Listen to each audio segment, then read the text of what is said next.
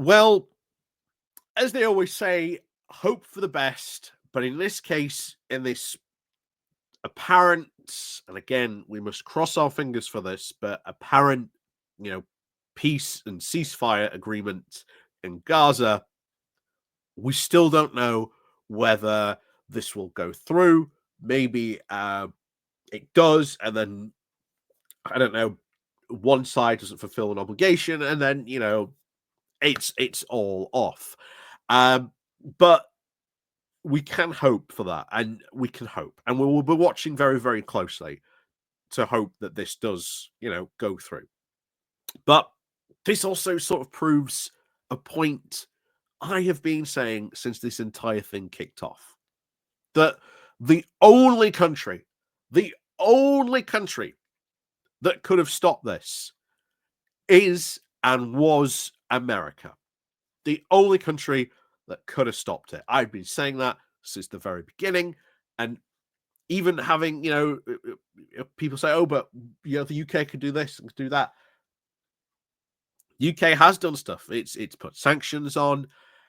It's done stuff diplomatically.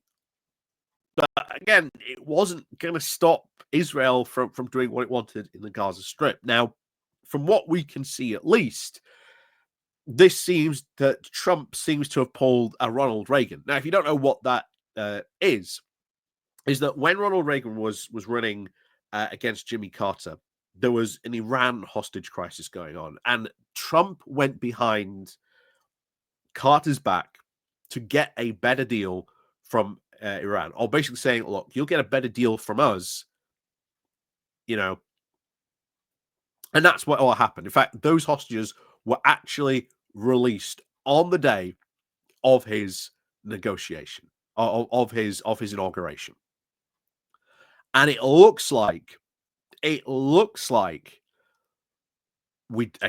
don't know, but that's what could have happened. We know Trump had met with Netanyahu prior to this, basically saying, "Hey, keep it going, and then when I get in, then we're going to have a ceasefire. We're going to have a negotiation."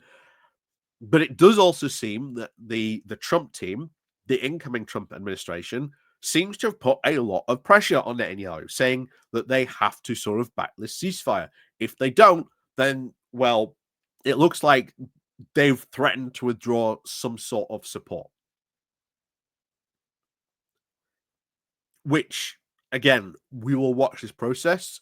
We will see how it goes.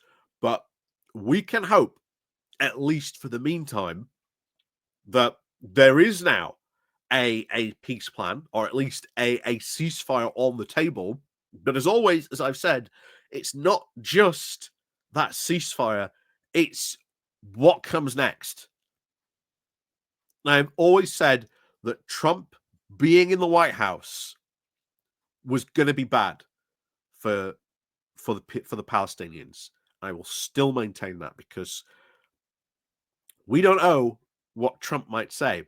He might go, "Okay, well, thanks so much for going along with that peace. Tell you what, there's the West Bank. They can keep Gaza, but you can have the West Bank."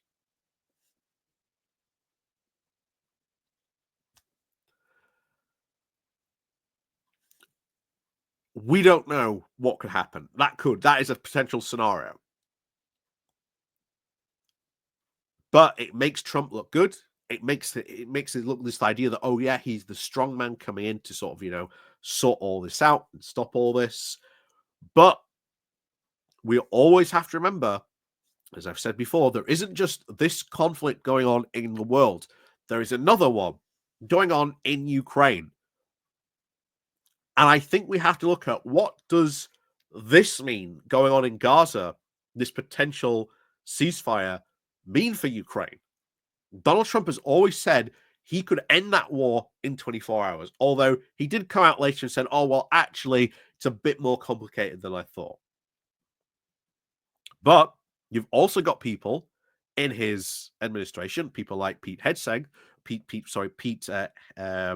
I can't remember his second name now, Hegseth, I think it is, who went through the confirmation hearings just recently got an absolute mauling by the Democrats.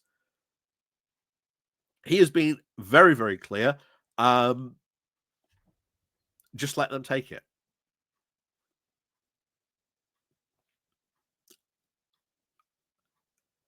That is one of those people who will get to decide ultimately what the fate of Ukraine is. So that's yeah, that's worrying. That is very, very worrying, especially for Ukraine. And I've always said we have to be extremely careful that if Trump decides he's going to, I don't know, do a deal with Putin and basically turn around to the Ukrainians and go, this is the deal, accept it or no support from us, then we as Europeans have to go and step up even more and go, that is not acceptable, Donald Trump. You cannot just cut the Ukrainians out of being in the room and just decide that is the peace that they are going to have to accept. And we have to go, we as Europe are going to support the Ukrainians. And we have to step up even more support, even more than we are doing now. Because it looks like America will just go, well, you're on your own. To which that point, we should also threaten to turn around and go, well, okay, if you have a conflict with China or anything like that, forget our involvement. We ain't going to help you. And that's the threat we should turn around at. Because if America is not going to be concerned with European security issues and threats, then why should we, as Europeans, be concerned about America's security interests? Right? That is basically the case now. So I am at least pleased there is a ceasefire in Gaza. However, as I always have stressed, it's what comes next after that. The fact is Donald Trump has been in the White House. The fact he's said a lot of very worrying things about that territory and about Gaza. So that is at least worrying.